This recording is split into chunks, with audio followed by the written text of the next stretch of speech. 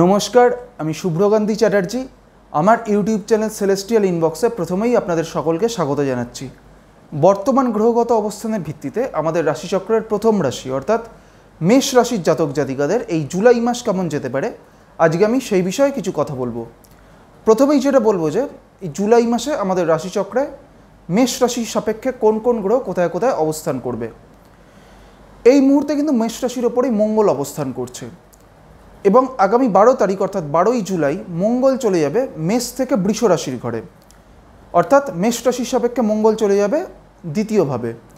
এই দ্বিতীয়ভাবেই অর্থাৎ বৃষ রাশিতেই এই মুহূর্তে অবস্থান করছে বৃহস্পতি এবং আগামী 12ই জুলাইয়ের পর থেকে বৃহস্পতি এবং মঙ্গল একত্রে মেষ রাশির সাপেক্ষে দ্বিতীয় অর্থাৎ বৃষ রাশিতে অবস্থান করবে। মেষ রাশির সাপেক্ষে তৃতীয় অর্থাৎ মিথুন রাশির ঘরে এই মুহূর্তে রবি এবং শুক্র একত্রে অবস্থান করছে এবং আগামী 7ই জুলাই শুক্র চলে যাবে মিথুন থেকে কর্কট রাশির ঘরে, অর্থাৎ মেষ রাশির সাপেক্ষে শুক্র চলে যাবে তৃতীয় থেকে চতুর্থে এবং আগামী 16ই জুলাই রবিও চলে যাবে মিথুন রাশি থেকে কর্কট রাশির ঘরে, অর্থাৎ মেষ রাশির সাপেক্ষে রবিও চলে যাবে তৃতীয় থেকে চতুর্থভাবে। এই চতুর্থভাবে অর্থাৎ কর্কট রাশির ঘরে এই মুহূর্তে অবস্থান করছে বুধ এবং আগামী 19শে জুলাই বুধও চলে যাবে কিন্তু কর্কট রাশি থেকে সিংহ রাশির ঘরে, অর্থাৎ বুধও চলে যাবে মেষ রাশির সাপেক্ষে চতুর্থ থেকে পঞ্চমে। মেষ রাশির সাপেক্ষে ষষ্ঠে অর্থাৎ কন্যা রাশির ঘরে অবস্থান করবে কেতু। মেষ রাশির সাপেক্ষে একাদশে অর্থাৎ কুম্ভ রাশির ঘরে এই মুহূর্তে বক্রী শনি অবস্থান করছে এবং মেষ রাশির সাপেক্ষে দ্বাদশে অর্থাৎ মীন রাশির ঘরে অবস্থান করবে রাহু। প্রথমেই বলি যে যেহেতু এই মুহূর্তে মেষ রাশির সাপেক্ষে মঙ্গল এই মুহূর্তে মেষ রাশির ওপরেই অবস্থান করছে এবং মঙ্গল হচ্ছে মেষ রাশির অষ্টমপতি, সেই কারণে এই সময় কিন্তু মেষ রাশির জাতক জাতিকাদের রক্ত সংক্রান্ত কোনো সমস্যা বা ব্লাড রিলেটেড কোনো ধরনের প্রবলেমে ভোগার কিন্তু একটা সম্ভাবনা এই সময় থাকবে। বিশেষ করে এই সময় মেষ রাশির জাতক জাতিকাদের মধ্যে যাদের হাই ব্লাড প্রেশার রয়েছে তাদের ক্ষেত্রে কিন্তু এই সময়টা কিছুটা সতর্ক থাকতে হবে এবং এর পাশাপাশি এই সময় মেষ রাশির জাতক জাতিকাদের ক্ষেত্রে একটু চোটাঘাত লাগার কিন্তু একটা সম্ভাবনা এই সময় থাকবে, তাই সেই দিক থেকেও মেষ রাশির জাতক জাতিকাদের কিছুটা সতর্ক থাকতে হবে। এই মুহূর্তে বক্রী শনির দৃষ্টিও কিন্তু থাকছে মেষ রাশির ওপরে, সেই কারণে মেষ রাশির জাতক জাতিকাদের তাদের জীবনে বেশ কিছু ক্ষেত্রে বা বেশ কিছু কারণে তাদের একটা মানসিক চাপ, দুশ্চিন্তা বা হতাশা এই বিষয়গুলো বৃদ্ধি পাওয়ারও কিন্তু একটা প্রবণতা এই সময় দেখা যাবে। তবে আর্থিক দিক থেকে মেষ রাশির জাতক জাতিকাদের ক্ষেত্রে কিন্তু এই জুলাই মাস কিন্তু একটা মোটের ওপর ভালো সময়। বিশেষ করে এই সময় বলবো যে যেহেতু দ্বিতীয়ভাবে অর্থাৎ আয়ভাবে যেহেতু নবমপতি বৃহস্পতি অবস্থান করছে, তাই আর্থিক দিক থেকে কিন্তু মেষ রাশির জাতক জাতিকাদের একটা স্টেবিলিটি থাকবে এবং আগামী 12ই জুলাইয়ের পর থেকে মেষ রাশির জাতক জাতিকাদের যাদের কোনো ধরনের সম্পত্তি বা অ্যাসেট আছে তাদের সেখান থেকে লাভবান হওয়ার সম্ভাবনা কিন্তু এই 12ই জুলাইয়ের পর থেকে মেষ রাশির জাতক জাতিকাদের ক্ষেত্রে সেই সম্ভাবনা থাকবে। মেষ রাশির জাতক জাতিকাদের কর্মজীবনের দিক থেকেও এই জুলাই মাস কিন্তু সামগ্রিক একটা ভালো সময়। তবে কর্মজীবনের ক্ষেত্রে মেষ রাশির জাতক জাতিকাদের যেহেতু দশমপতি এই সময় বক্রী হয়ে রয়েছে, তাই কর্মজীবনের ক্ষেত্রে কিছু কাজে কিন্তু একটা বিলম্ব হওয়ার বা ডিলে হওয়ারও কিন্তু একটা প্রবণতা এই সময় দেখা যাবে।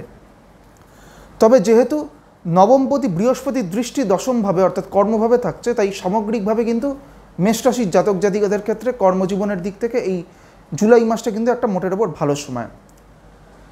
মেষ রাশির জাতক জাতিকাদের ক্ষেত্রে পারিবারিক দিক থেকেও এই জুলাই মাস কিন্তু একটা অত্যন্ত ভালো সময়, কারণ নবমপতি বৃহস্পতি দ্বিতীয় ভাব অর্থাৎ যে ভাব থেকে আমরা পরিবারের বিচার করে থাকি সেই দ্বিতীয়ভাবে বৃহস্পতি অবস্থান করছে। সেই কারণে এই সময় বা এই জুলাই মাসে মেষ রাশির জাতক জাতিকাদের পারিবারিক দিক থেকে একটা শ্রীবৃদ্ধি হওয়ার বা পারিবারিক কোনো কাজে সাফল্য আসারও কিন্তু একটা সম্ভাবনা থাকবে। তবে মেষ রাশির জাতক জাতিকাদের তাদের যারা শিক্ষার্থী তাদের ক্ষেত্রে এই জুলাই মাসটা কিন্তু খুব একটা ভালো সময় নয়।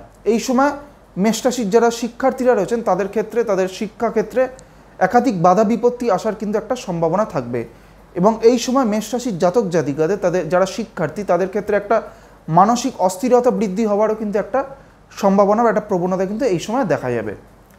এইবার আমি আসছি মেষ রাশির যে নক্ষত্রগুলি রয়েছে অর্থাৎ অশ্বিনী, ভরণী এবং কৃত্তিকা, এই তিনটি নক্ষত্রের জাতক জাতিকাদের এই জুলাই মাস কেমন যেতে পারে। প্রথমেই আমি আসছি অশ্বিনী নক্ষত্রের ক্ষেত্রে।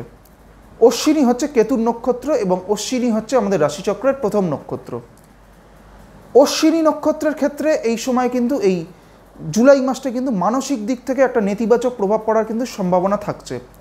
এর কারণ হচ্ছে স্বর্ণালী চক্রে অশ্বিনী নক্ষত্রের ক্ষেত্রে শনি অবস্থান করছে মানস নক্ষত্রে, এবং শনি এই মুহূর্তে কিন্তু বক্রী হয়ে রয়েছে এবং শনির দৃষ্টিও কিন্তু রয়েছে মেষ রাশির ওপরে।